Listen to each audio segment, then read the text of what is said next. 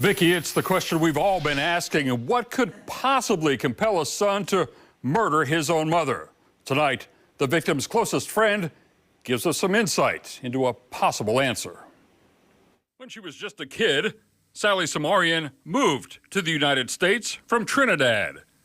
As an adult living in southern Indiana, Sally met a lifelong friend, Sandy Swain.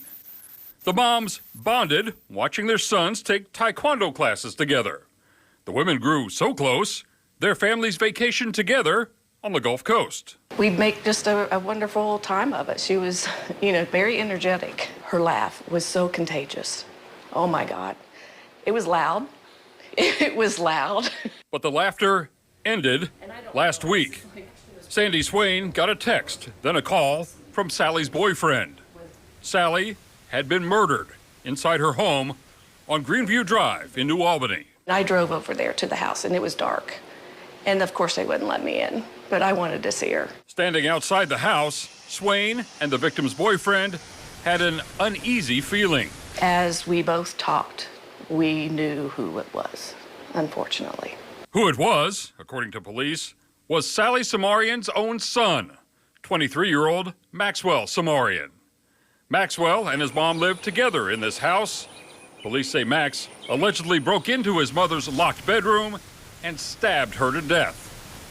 Swain says there were arguments at times, and the mother and son would go days without speaking. She would always just say he's not wanting to work and I have to pay for everything. And she goes, I'm done. She goes, I'm tired of it. And she let that be known, unfortunately, to Max. And so it might have been something that he took to heart. And Swain says there are other factors which may have contributed to the crime. He was a good kid. I mean, for the most part. But there were signs that he was starting to use drugs. There were signs. Last year, according to Swain, Maxwell was found overdosed in his car and taken to an emergency room.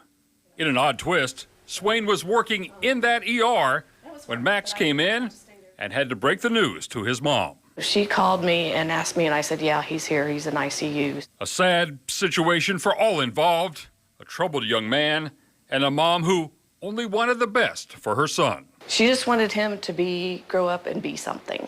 Instead, Maxwell is now in jail, charged with murdering his mom. As she processes the tragedy, Swain wants to make sure her friend is not forgotten.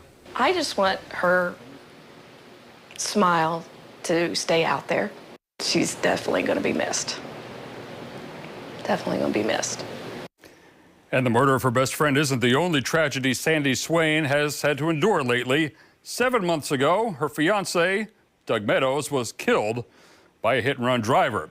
As for Max Samarian, he's already been arraigned on those murder charges. His next court date is scheduled for July the 24th. Reporting live in studio, Randall Cam, WLKY News.